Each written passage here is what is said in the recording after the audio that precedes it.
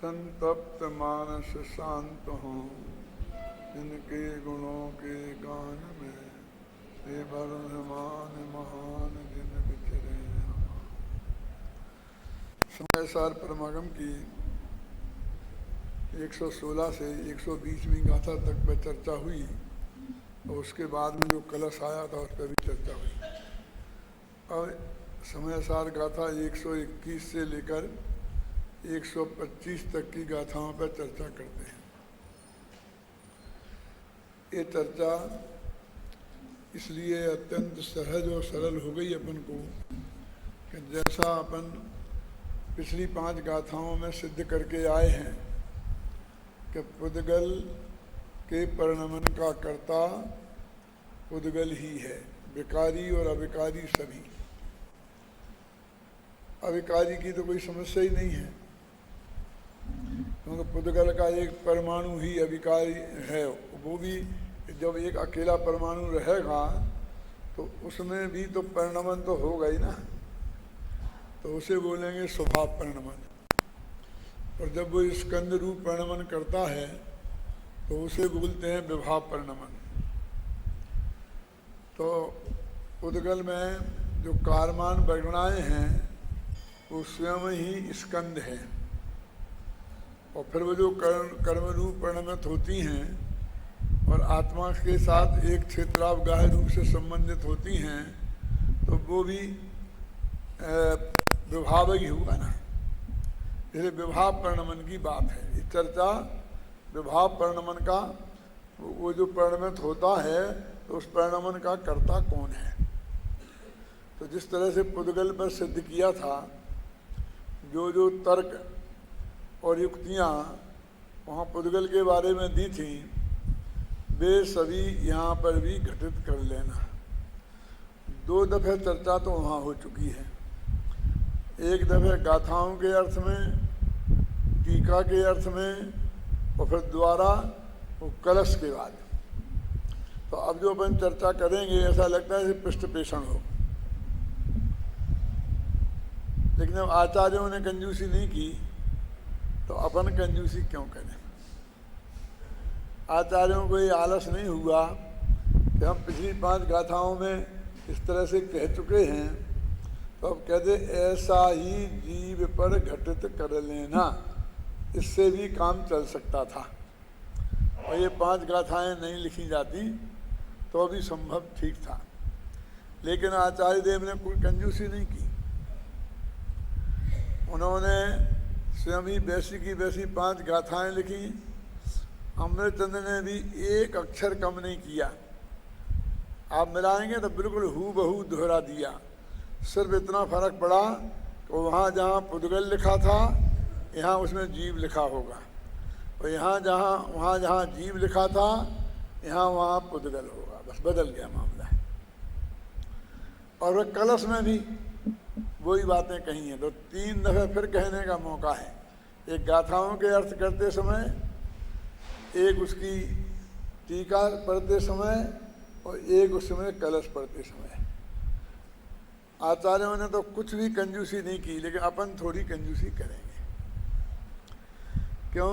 क्योंकि अपन ने 4-5 दिन उनमें लगाए हैं।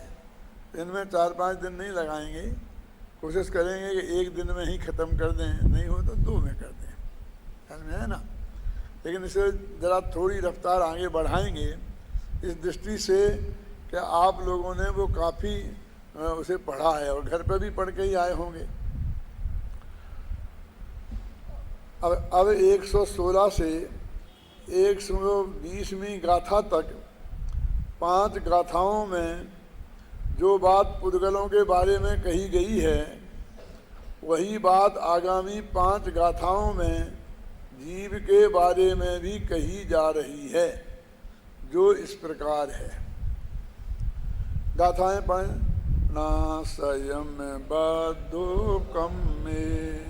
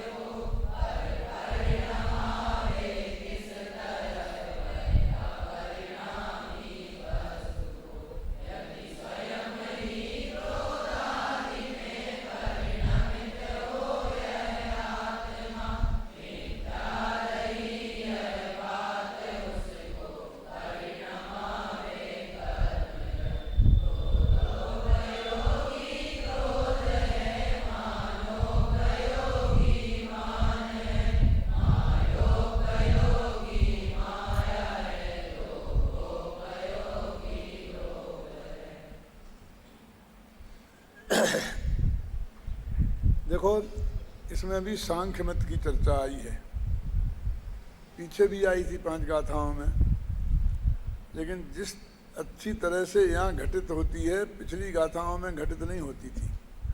क्या अंतर है दोनों में, वो पहले मैं आपको बताता हूँ। क्योंकि सांख्य मत में जो 25 तत्व कहे हैं और मूल में 2 तत्व कहे हैं, एक पुरुष और एक प्रकृति, और प्रकृति के फिर 24 भेद हैं। भाग्य से अपने यहाँ भी चेतन आत्मा को पुरुष कहते हैं, उनके यहाँ भी पुरुष, वो पुरुष जो उनके यहाँ तत्व है वो चेतन तत्व है। और उनके यहाँ प्रकृति नाम का जो दूसरा तत्व है, अपने यहाँ भी वो पुद्गल जो है ना, ज्ञानावरणादि कारमान वर्णाई को लिया है ना, तो उसे भी अपन प्रकृति बोलते हैं, प्रकृति बंध बोलते हैं ना। मूल में 8 प्रकृतियाँ हैं और उत्तर में 148 प्रकृतियाँ हैं। और गोमठ सार में जो अधिकार है उसका नाम ही प्रकृति समूह कीर्तन अधिकार है ना। अब प्रकृतियों का कीर्तन करते हैं, अब मंदिर में जाके कीर्तन करते हैं ना, तो उसका अर्थ क्या समझते हैं कि भगवान का कि हम भक्ति करते हैं। अब यहाँ ये कर्म का कीर्तन करते हैं लिखा है। कीर्तन का अर्थ सिर्फ सामान्य चर्चा है, कीर्तन माने भक्ति भक्ति है ही नहीं। यहाँ पीछे भी एक आया था कीर्तते, अब यहाँ आ गया ना, उसका अधिकार का नाम ही है प्रकृति सम्मुख कीर्तन अधिकार। उसका अच्छी तरह से कीर्तन करते हैं, माने उस बात को विस्तार से रिपीट कर करके बार बार हम उसको समझाते हैं। तो यहाँ भी प्रकृति उसका नाम है। अपने यहाँ भी 8 प्रकृतियाँ हैं, उत्तर प्रकृतियाँ 148 हैं, ऐसे ही प्रकृति के वहाँ 24 भेद हो जाते हैं। खैर मतलब इस तरह से जो शब्दावली है वो लगभग एक सी है। अब अंतर क्या है, उनके यहाँ पुरुष माने आत्मा को पूर्णतः अकर्ता माना है, अपना और पर का दोनों का ही। अपने यहाँ भी अकर्ता की बात है आत्मा की, लेकिन मूलता तो पर के बारे में है,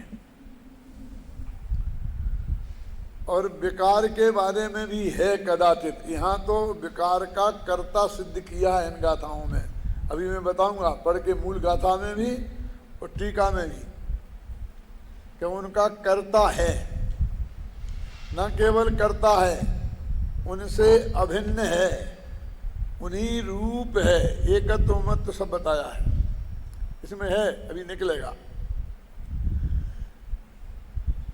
तो वो अपन रागादि, लेकिन वो पूरी तरह पर का और अपना। अपने निर्मल प्रणमन के बारे में तो ये कहा जाता है कि वो करता तो वो ही है, लेकिन फेर फार नहीं करता, खत्म नहीं कर सकता। बोलने में जरा पराधीनता लगती है, इसलिए भाषा सही यही है कि अपने प्रणमन में भी वो कोई फेर फार नहीं करता। क्या आप टाइम टेबल बना के लाए शांति जी, और मैंने उसमें कोई परिवर्तन नहीं किया इसमें, और फिर मैं कोई परिवर्तन नहीं कर सकता हूँ। मैं जो एक दफ़े बना दूंगा फिर कोई उसे परिवर्तन नहीं कर सकता है। इन दोनों में फर्क है ना। क्यों? यदि मुझे उचित लगता है कि वो ठीक नहीं है, थोड़ा बदलना है, तो बदल सकता था ना। ऐसा लगता है कि उसमें जरा मेरा अधिकार छिन गया और मैंने कोई परिवर्तन नहीं किया, इसमें ऐसा लगा कि मेरे पूरा अधिकार तो था, लेकिन इतना अच्छा बना है कि मुझे उस परिवर्तन में करने की कोई आवश्यकता ही नहीं महसूस हुई। तो ये भगवान आत्मा उसमें कोई परिवर्तन नहीं करता, भाषा तो सही यही है। फिर भी हमको उसमें पूरा आत्मा की ताकत मालूम नहीं पड़ सकती है कि जैसे वो कर सकता होता तो कर देता, लेकिन वो कर ही नहीं सकता। वो कहते हैं करता नहीं है और कर सकता नहीं है का अध्यात्म में एक ही अर्थ होता है। तुमको ऐसा लगता है कि मुझे कर सकने का अधिकार मिलना चाहिए, उस अधिकार को तोड़ने के लिए हम एक कहते हैं कि वो कर ही नहीं सकता। गुरुदेव श्री से प्रश्न पूछा जाता था कि फिर गृहस्थों को, सम्यक दृष्टि गृहस्थों को भी भगवान की भक्ति, पूजा पाठ, तीर्थ यात्रा, दान, ये जो आवश्यक कर्म है ना, देव पूजा, गुरु उपासना, स्वाध्याय, संयमस्तपा, दानम चेति गृहस्थानाम सत्कर्माणि दिने दिने। वो दिने दिने का अर्थ है, अन्ना जी यहाँ भी प्रतिदिन है ना, अपना नियम सार में आया था ना, वहाँ गुरुदेव ने वहाँ प्रतिदिन ही अर्थ किया था।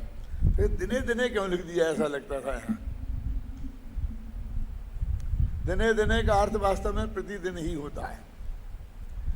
तो ये 6 आवश्यक काम तो उसे करना पड़ेंगे ना, करना चाहिए ना। ये जब कृष्ण गुरुदेव के सामने कहते थे तो गुरुदेव कहते थे कि हाँ, ज्ञानी की चौथे 5वें गुणस्थान की भूमिका में भगवान की भक्ति करने का भाव, यात्रा करने का भाव आए बिना रहता नहीं है। क्या उनका एक लिमिटेड शब्दों में ये जवाब था। तुम 1 लाख बार पूछ लो क्या कि आए बिना रहता नहीं है, तो आप ये मानते हो कि वो करता है? करता है, ये मानते हैं। आए बिना रहता नहीं, ये मानते हैं। तो फिर क्यों नहीं कह रहे करना चाहिए, करना पड़ेगा? ऐसा कहने में क्या जाता है तुम्हारा? और उद्दंड शिष्य हो तो ऐसा भी कह सकता है कि तुम्हारे बाप का क्या जाता है, लेकिन ऐसी हिम्मत तो उनके सामने किसी की थी नहीं। तो वो ये कहते थे, वो करता है, ये बात सत्य है, फिर भी मैं नहीं कहूँगा। क्यों? क्योंकि तुम जिस कारण से कहलवाना चाहते हो उसी कारण से मैं नहीं कहूँगा। मैं यही कहूँगा कि भाव आए बिना रहता नहीं है। तुम ये कहना चाहते हो कि तुम इसका उपदेश दो, लोगों को कहो कि तुम्हें करना पड़ेगा, बाध्य करो। क्या अब वो कहते हैं ये जो तुम चाहते हो, तो ऐसी बाध्यता नहीं है ज्ञानी को, लेकिन वो भाव आए बिना रहते नहीं है, ये बात बिल्कुल नक्की है। वो करता ही है तो करना पड़ेगा, करना पड़ेगा, क्या लाने की जरूरत है?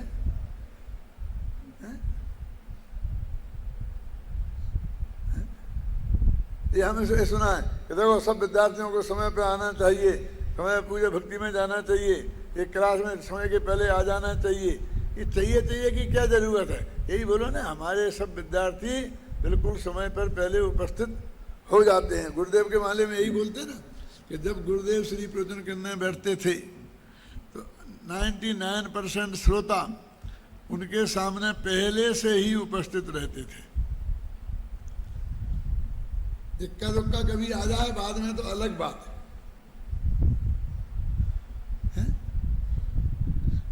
रहना पड़ता था, उन्हें रहना चाहिए कि भाषा की जरूरत ही कहाँ है, रहते ही थे कि नहीं। तो वे बिल्कुल समय पे आते, वे 15 मिनट पहले आके बैठ जाते थे। शांति जी मालूम है आपको? 15 मिनट पहले आके बैठ जाते थे और शांति से वही स्वाध्याय करते रहते थे। वो घड़ी की नोक पे जब तक उनका समय नहीं हो जाए, जैसे मान लो 8 से 9, 8:15 से होता था, 8:15 नहीं बज जाए तो वो मुंह से शब्द नहीं निकालते थे। और उसके पहले श्रोता आके लगभग बैठ जाते थे और चुपचाप वे भी पढ़ते रहते थे। एक स्थिति थी, उससे क्या फायदा? 15 मिनट खराब करने से क्या फायदा? क्यों? यहाँ तो आगे बैठ के खराब करेंगे, वो बाहर क्या होगा? अरे वे भी उसे पढ़ते थे, यद्यपि उनका 25वें दफे का पढ़ाया होता था, फिर भी तत्काल भी एक दफे आगे पीछे पढ़ लेते थे। और उनके श्रोता भी मैं तो खासकर 3-4 गाथाएं पीछे से और 3-4 गाथाएं आगे तक इतना उस पर निगाह डाल लेता था कि भाई क्या प्रकरण चल रहा, क्या आ रही है, कहाँ से, बाद में क्या आएगा, पहले क्या आएगा, पहले कौन सी गाथा है, बाद में कौन सा है। इसलिए भाई यहाँ 2-4 गाथाएं बाद में भी चलाया करे, यहीं पे ख़त्म नहीं कर दिया करे। भले कटौती करना हो तो पीछे से कर लेना, आगे क्या आने वाला है वो भी हमारे उपयोग में आना चाहिए। उसी क्रम में पद्धता आती है ना, 5-7 गाथाएं पहले से जहाँ से प्रकरण शुरू हुआ हो, 2-4 गाथाएं जहाँ तक वो प्रकरण चल रहा है वहाँ तक, इसी प्रकार कलशों में, तो हमारा वो कंटिन्यूशन बनना रहता है। तो यहाँ ये कहते हैं कि वो नहीं, जिस कारण से तुम ये कहलाना चाहते हो उसी कारण से मैंने तुम्हारे उस अज्ञान का पोषण में नहीं करना चाहता।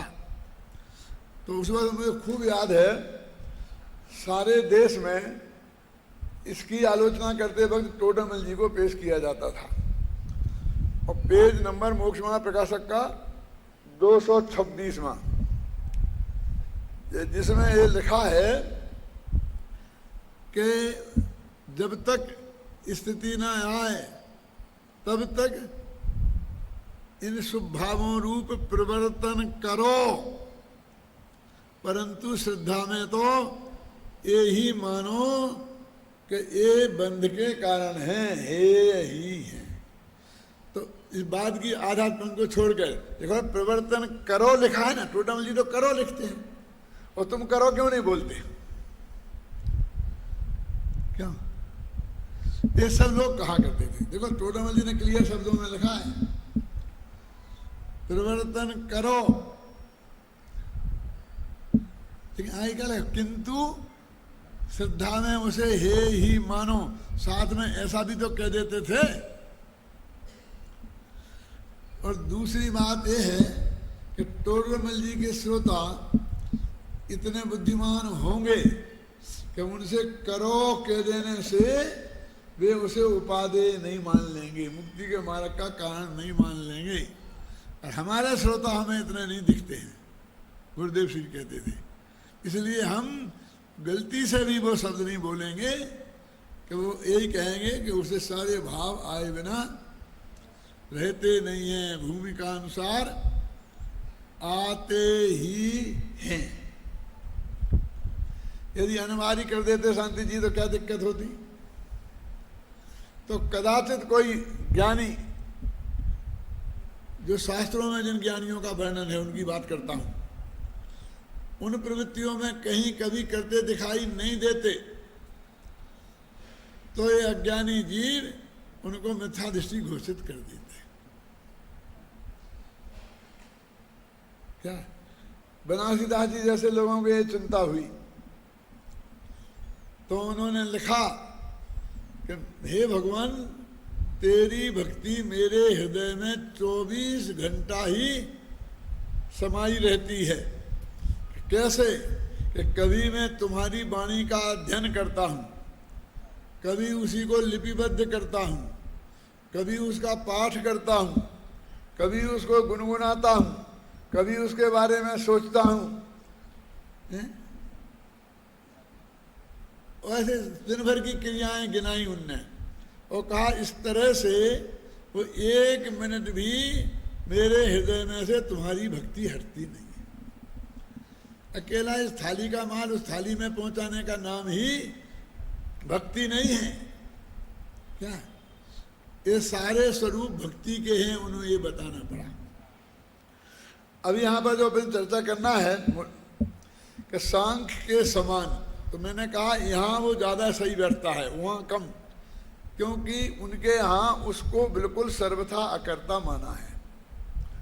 यदि तुम ऐसा मानोगे कि आत्मा रागादि भावों को करता नहीं है सर्वथा, तो सांख्य ऐसा मानता है। वो कहते हैं उसे गुस्सा आता ना आत्मा को, तो एक प्रकृति का अपराध है, उसने उसे गुस्सा कराया है।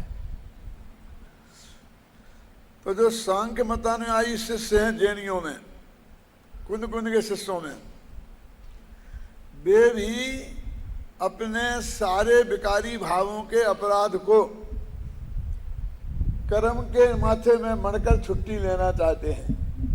कि क्रोध कर्म का उदय हुआ तो गुस्सा आ गया, मान कर्म का हुआ तो अभिमान आ गया, वेद कर्म का हुआ तो काम वासना पैदा हो गई। तो ये सारा कर्म ही करता है, आत्मा नहीं। तो ऐसा सांख्य मानता है, ऐसा ही जैनियों के हो जाएगा। अब वहां इतनी सशक्त बात क्यों नहीं है पिछली गाथाओं में?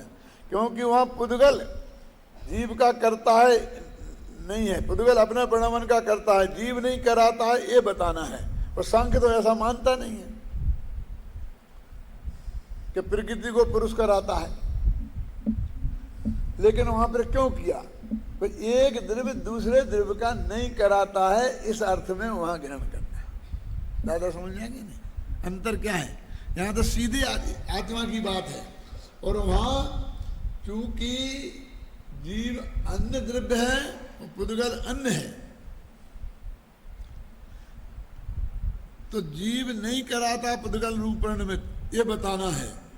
तो सांख्य तो ऐसा मानता नहीं है, तो इसलिए उन्होंने वहां कह दिया मैं जीव को परिणमाता नहीं है। क्या उन्होंने एक द्रव्य दूसरे द्रव्य को नहीं परिणमाता, इस अर्थ में समझना। अब देखिए दूसरी बात, यदि स्वयं ही ना बंधे अर क्रोधादिमय परिणत ना हो, यह आत्मा अभी विकारी परिणामों की बात है। भाव बंध से स्वयं ही ना बंधे और क्रोधादि भावों रूप परिणमित ना हो, तो अपरिणामी सिद्ध होगा जीव तेरे मत विषय।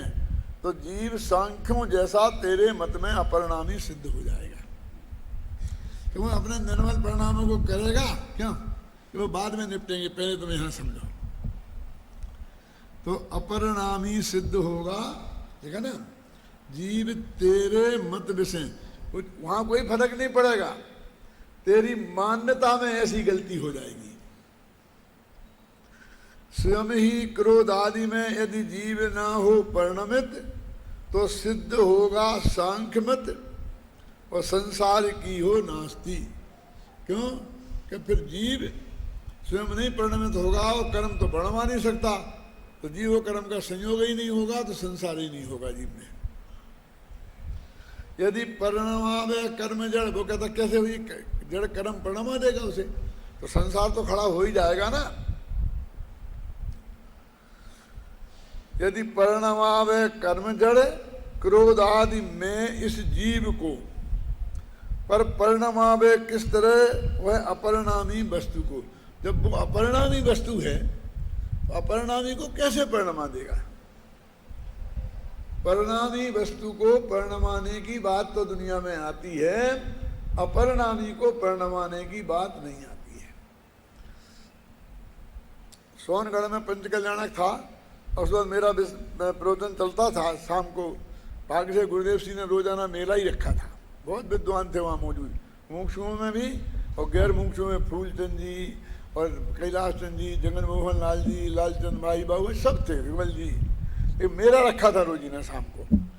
तो वहाँ मैंने ये बात कही कि आत्मा परिणामी नहीं है, कि परिणाम दृष्टि के विषय की बात चलती थी, तो उसे परिणामी कहना ये तो पर्याय के साथ अभेद की बात है।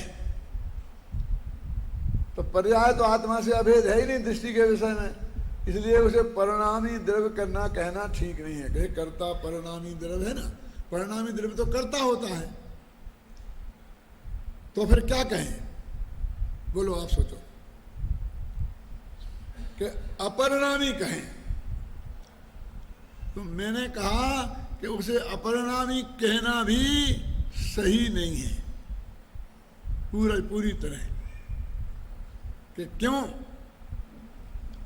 क्योंकि ये भी पर्याय की तरफ से ही कथन हुआ।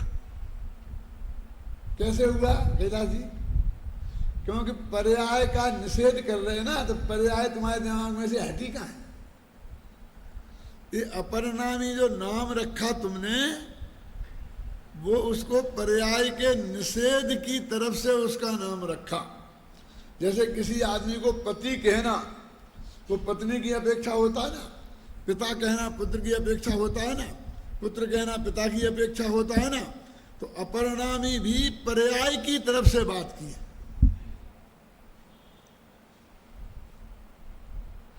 तो साहब बहुत लोगों को प्रसन्नता हुई। लालचंद भाई ने मेरी पीठ ठोकी आगे प्रवचन के बाद में। क्यों कि वाह कि पंडित जी मैं यही सोच रहा था कि आप कहाँ तक जाते हैं, लेकिन मैं नहीं समझता था कि आपको ये बात भी ख्याल में है और आप यहाँ तक जाएंगे। आज मेरे ख्याल में बात आई है। वही पंचकर्णा की बात है, सोनगढ़ के जो हुआ था 74 में हुआ था ना, महावीर भगवान का। तो ये अपरिणामी लिखा ना, कहाँ लिखा है, अपन क्या पढ़ रहे थे, स्वयं ही क्रोध आदि में जब जीव ना हो परिणमित तो सिद्ध होगा सांख्य मत संसार की हो नास्ति यदि परिणमावे कर्म जड़। क्रोध आदि में इस जीव को पर परिणमावे किस तरह, वह अपरिणामी वस्तु को यदि सर्वथा परिणामी मानोगे तो परिणमा नहीं सकता है। अब इस प्रकरण में यहाँ तो क्रोध आदि का कर्ता कहा जा रहा है, क्रोध आदि से अभिन्न कहा जा रहा है। अब तुम हर गाथा उठाओ और वो दृष्टि का विषय लेके बैठ जाओ और इसकी बातें ही नहीं करो, तो ये कहाँ का न्याय है बोलो? है? यदि स्वयं ही क्रोध आदि में परिणमित हो यह आत्मा, यदि क्रोध आदि रूप स्वयं परिणमित होता है, यद्यपि यही बात यहाँ सिद्ध कर रहे हैं, लेकिन तर्क दे रहे हैं कि मिथ्या रही यह बात उनको परिणमावे कर्म जड़, कि जड़ कर्मों ने परिणमाया है, ये बात झूठी रही। माने वो परिणमित है रागादि रूप और स्वयं ही परिणमित हुआ है। विकार का कर्ता भी मैं भी वो पूरी तरह से आजाद है। गुरुदेव के प्रवचन में बहुत आती है ये बात, कर्म ने ये कराया, कर्म ने ये कराया, ये बात नहीं आई है। और अंत में निर्णय क्या देते हैं मानो, क्रोधोपयोगी क्रोध है, मानोपयोगी मान है, और मायोपयोगी माया है, और लोभोपयोगी लोभ है। क्या कह रहे? क्रोध से परिणमित आत्मा क्रोध ही है, क्रोधी नहीं, क्रोध है, क्रोध से अभिन्न नहीं, क्रोध से का स्वामी नहीं, क्रोध का कर्ता नहीं, क्रोध का भोक्ता नहीं, ये तो है ही सब। इनमें भी भिन्नता की भिन्न भिन्नाहट नजर आती है, क्योंकि कर्ता कर्म की बात कही ना तो व्यवहार खड़ा हो जाएगा कि जीव है कर्ता और क्रोध है कर्म, तो भेद से कथन हुआ ना तो व्यवहार नहीं खड़ा हो जाएगा। तो जीव क्या है? क्रोध है। बोलो, ये तो कई जगह है कि जीव ही सम्यक दर्शन है, सम्यक दर्शन से परिणमित जीव सम्यक दर्शन है, सम्यक ज्ञान से परिणमित जीव सम्यक ज्ञान है। सम्यक ज्ञान ही नहीं दादा, सम्यक चारित्र से परिणमित जीव सम्यक चारित्र है। ये अभेद हुआ। अब ये कहते क्रोध आदि परिणाम से। जब मैं सम्यक शिखर में ये बात आई थी कि जब मैं ये समझा रहा था तो एक बहुत बड़े विद्वान ने कहा ये तो प्रवचन सार की बात है। इसलिए मैं आप सब लोगों का ध्यान दिलाना चाहता हूँ, अभी भी कुछ लोग कहते होंगे कि इस समय सार की बात है कि नहीं। देखो क्रोधोपयोगी जो मैंने कब क्या कहा था शांति जी कि वो गाथाएं हैं ना 7, 8, 9, 10, 11 प्रवचन सार की, उसमें लिखा है शुद्धोपयोग जुत्तो शुद्धा, शुभोपयोग जुत्तो शुभा और अशुभोपयोग जुत्तो अशुभा। ये भगवान आत्मा शुद्धोपयोग से युक्त हो तो शुद्ध है, और अशुभोपयोग से युक्त हो तो अशुभ है, और शुभोपयोग से युक्त हो तो शुभ है। ऐसा तो ये प्रवचन सार की बात है। लेकिन ये समय सार में भी वही बात कही ना, ये कहा था कितनी, क्रोधोपयोगी क्रोध है,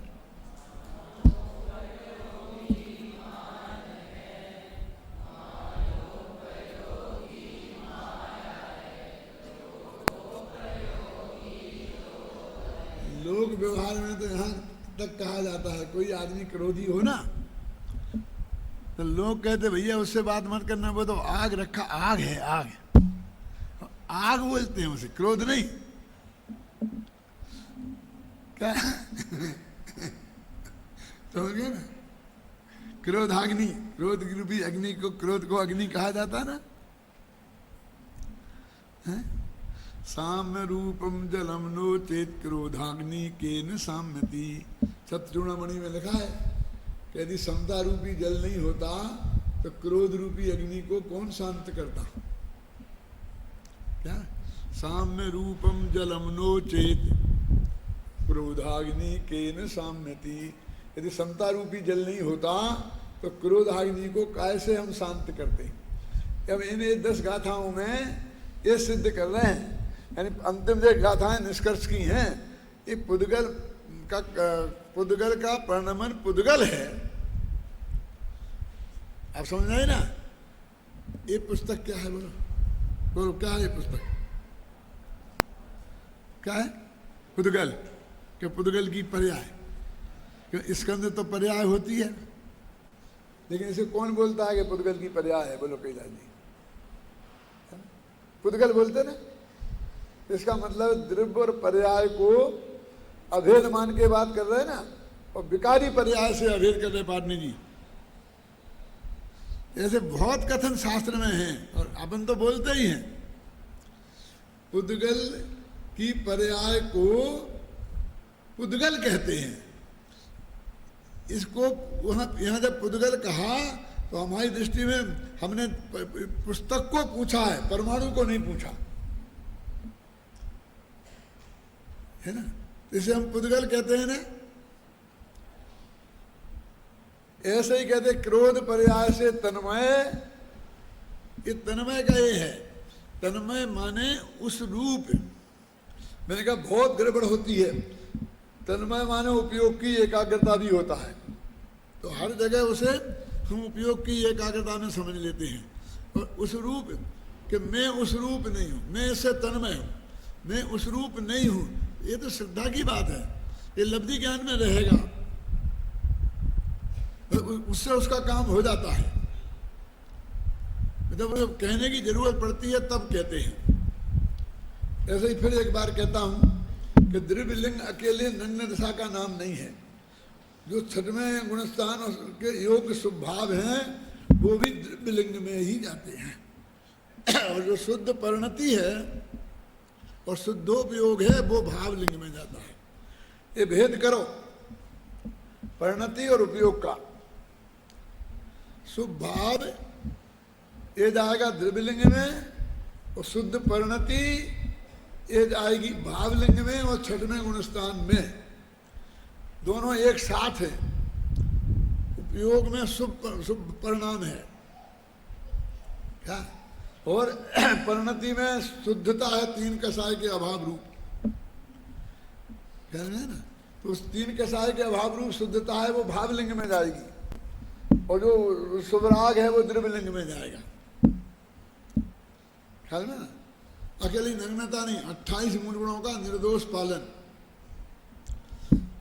और अत्याचार सहित हो चाहे रहित हो, सहित भी चलेगा। माने जिनवाणी में जितनी आज्ञा है, क्या अत्याचार से वो दशा खंडित नहीं होती। जब दशा खंडित होती है उसे अनाचार कहते हैं।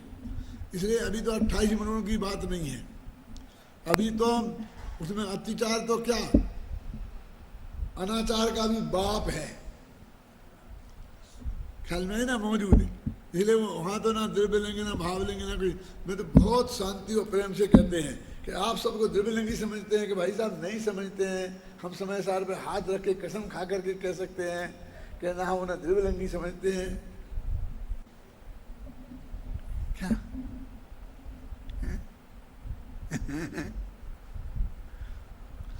क्योंकि टोडामल जी ने हमें आज्ञा दी है कि द्रव्यलिंगी के लिए उन्हें निषेध नहीं किया, क्योंकि वो व्यवहार है और नमस्कार करना भी व्यवहार है। ऐसा लिखा है क्लियर शब्दों में। हाँ, तो अपन ने गाथाओं का अर्थ समझा ना। अब मुद्दे की बात यह है, इसका अपन को अर्थ पढ़ने की जरूरत नहीं है, क्योंकि अपन ने अच्छी तरह से पढ़ लिया है। आत्मख्याति में थोड़ा पढ़ता है, और इसमें 2-3 बातें ऐसी महत्वपूर्ण हैं जो पिछली 5 गाथाओं में आई ना, जो पुद्गल वाली उसमें नहीं है, वो अपन को समझना बहुत जरूरी है। लेकिन टीका तो एक दफा पढ़ लेते हैं। यदि जीव कर्म में स्वयं न बंधता हुआ क्रोध आदि भावों में स्वयं भी परिणमित न होता हो तो वह वस्तुतः अपरिणामी सिद्ध होगा, और ऐसा से तो संसार का अभाव सिद्ध हो जाएगा। देखो कितना स्पष्ट लगा, स्वयं न बंध, कर्म से स्वयं ही बंधता है। यदि जीव कर्म में स्वयं न बनता हुआ क्रोधादि भावों से स्वयं ही परिणमित ना हो। दो दफे स्वयं डाला कि एक कर्म के उदय से बंधा, इसको यहाँ पर उपेक्षा कर रहे हैं, निमित्त की पूरी तरह से उपेक्षा कर रहे हैं, उपेक्षा कर रहे हैं, लेकिन उसका निषेध नहीं कर रहे हैं। इतना समझ लेना, क्योंकि अपने न्याय की परिभाषा क्या है? अनिराकृत प्रतिपक्षा, जिसने प्रतिपक्षी का निषेध नहीं किया है, सिर्फ उसे गौण किया है, ये बात है ना। तो जीव अपरिणामी सिद्ध होगा, और अपरिणामी सिद्ध होगा तो एक दोष तो दे आएगा कि संसार नहीं बनेगा फिर, क्योंकि संसार तो पर्याय है ना, और जीव में तो पर्याय है ही नहीं।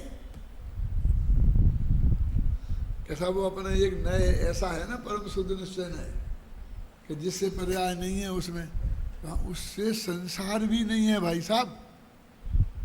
ये खुद लिखा है जैसे आचार्य की वो 320 गाथा की टीका में कि बंध और मोक्ष होते नहीं हैं, सिर्फ जाने जाते हैं, ऐसा लिखा है गुरुदेव की भाषा में। जड़ाए छे क्या भगवान आत्मा न संसार को करता है न मोक्ष को करता है, उसके ज्ञान में तो दोनों जानने में आते हैं, जड़ाए छे।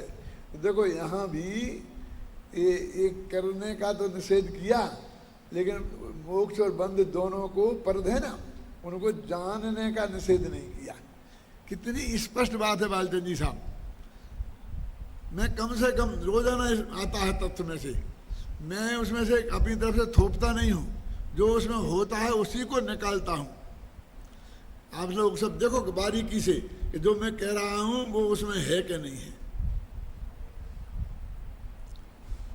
देखो ऐसा होने से संसार का अभाव हो जाएगा।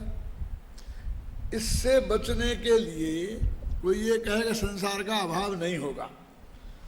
यदि यह तर्क उपस्थित किया जाए कि पुद्गल कर्म जीव को क्रोध नहीं, इस तर्क से का विचार करने पर यह प्रश्न उपस्थित होता है कि क्रोधादि रूप पुद्गल कर्म स्वयं अपरिणमते हुए जीव को क्रोधादि रूप परिणमाता है या स्वयं परिणमते हुए को। यदि तुम कहते हो कि पुद्गल कर देगा तो तुम बताओ हमें कि वो परिणामी है क्या? अपरिणामी आत्मा कौन से आत्मा को कराएगा? वो अपरिणामी को। तो अपरिणामी तो दृष्टि का विषय वाला है, उसमें तो राग द्वेष होता ही नहीं, तो वो तो परिणामी आत्मा को ही कराएगा ना।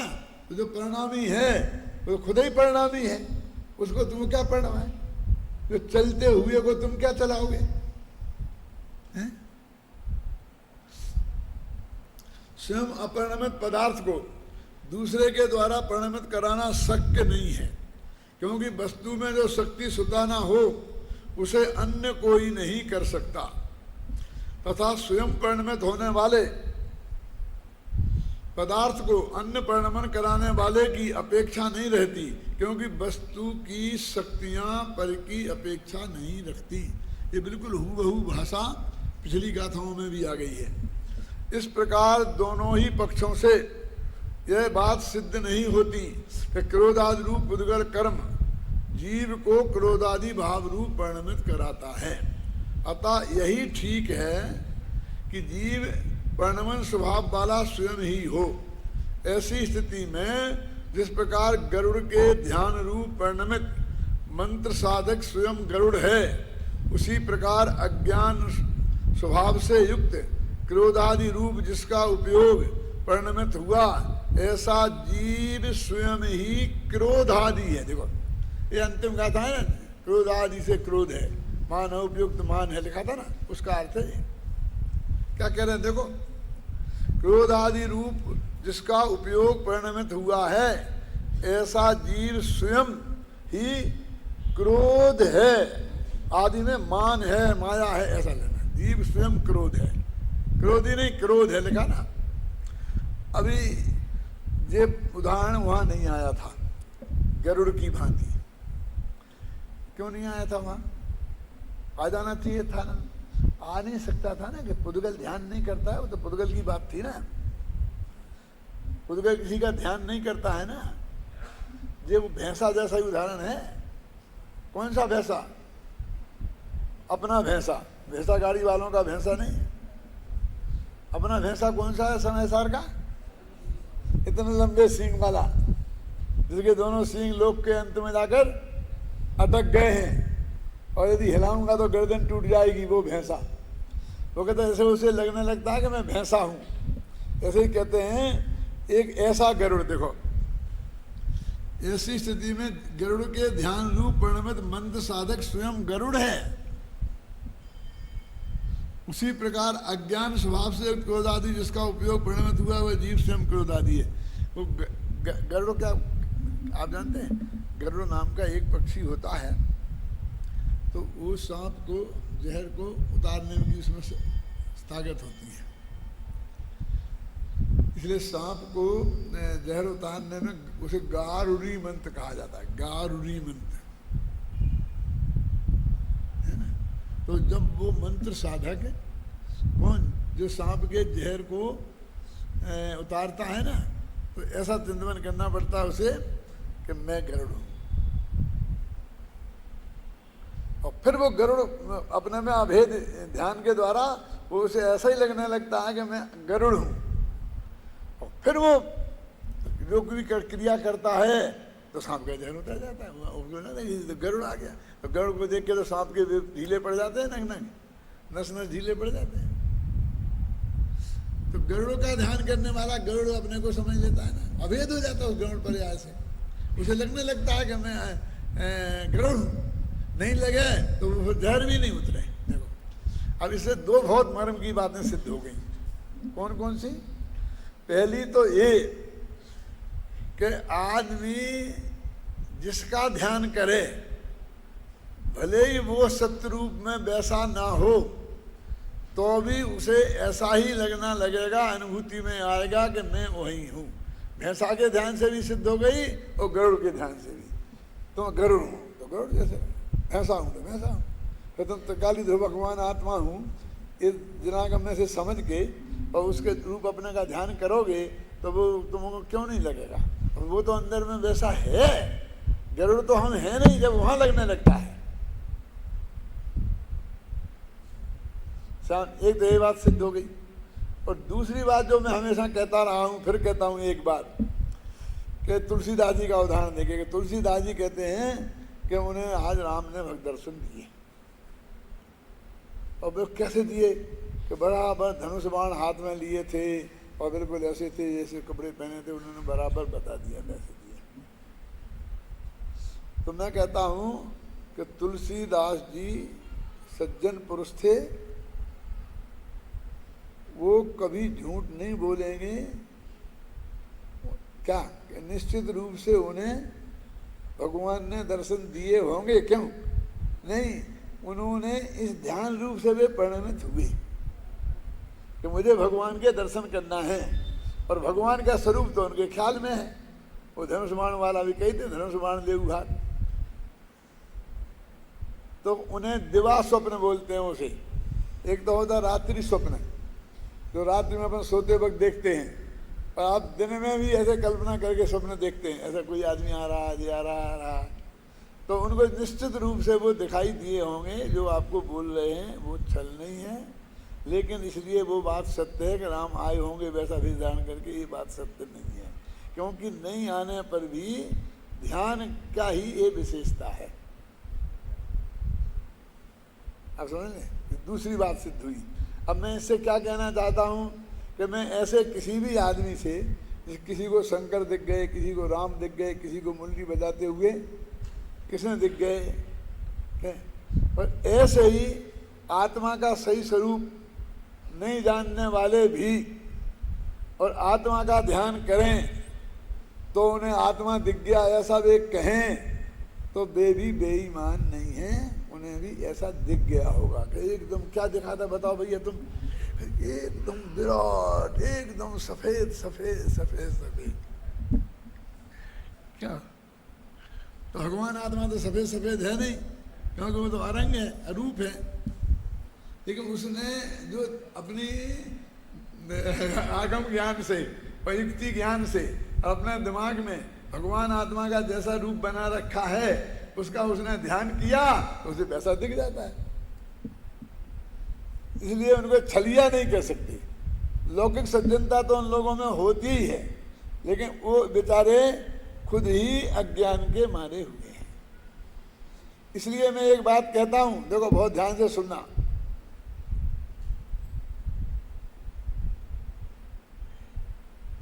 कि पहले आत्मा का स्वरूप आगम से और युक्ति से और गुरु के उपदेश से बिल्कुल सही समझना, और फिर तुम चौथे में जाओगे ना तो एकदम सही अनुभूति होगी। और इनमें कहीं गलती रह गई तो वहां तुम गरुड़ के ध्यान और भैंसा के ध्यान जैसे हो जाओगे, ये समझ लेना है?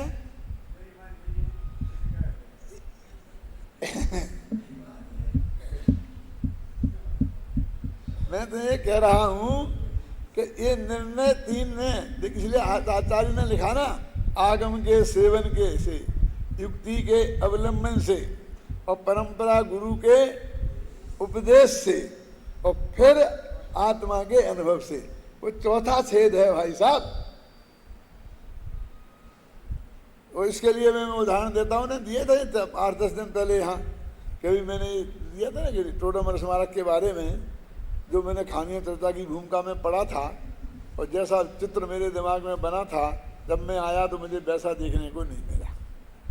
क्या? तो इसका मतलब वो निरूपण सही नहीं था।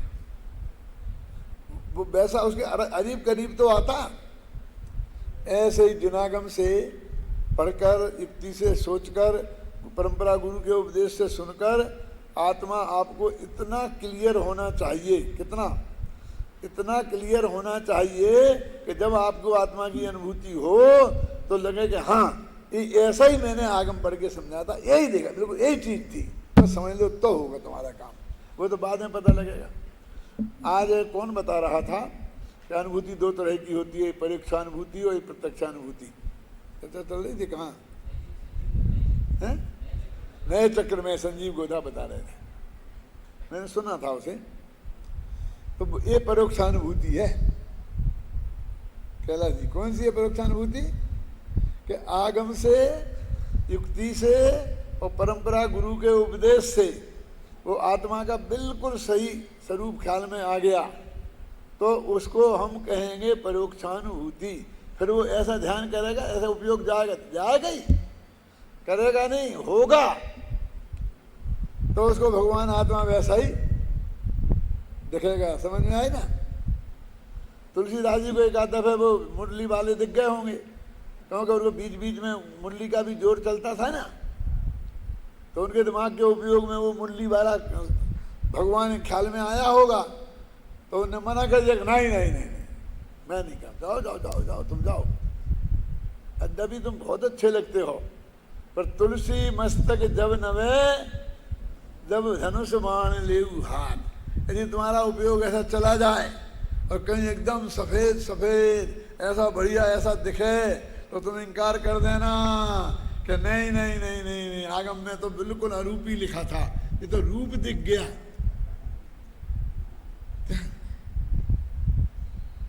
समझ में है ना? तो इसलिए वो अमार्ग क्यों है बालचंद जी साहब? क्योंकि गलत लेन पे चढ़ गए तो दर्शन तो तुम्हें हो जाएंगे, लेकिन जैसा भगवान आत्मा है वैसे दर्शन नहीं होंगे, और कोई दूसरे रूप में हो जाएंगे, और दूसरे रूप में होंगे तो उसका नाम है मिथ्या दर्शन। कि दर्शन तो हुए लेकिन वो दर्शन तुम्हारा मिथ्या हो गया, ये बात इसमें सिद्ध हो गई।